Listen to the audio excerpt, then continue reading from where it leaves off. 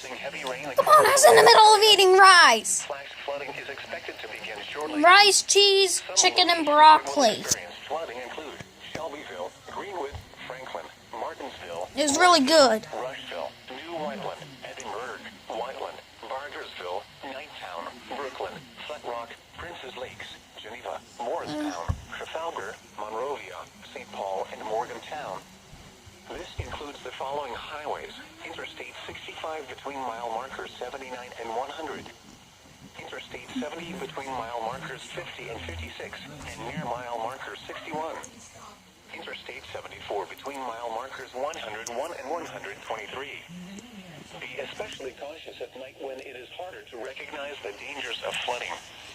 Please report flooding to your local law enforcement agency when you can do so safely. Repeating, a flash flood warning has been issued until 10 p.m. Eastern Standard Time for the following counties in Indiana: Johnson, Morgan, Rush, and Shelby.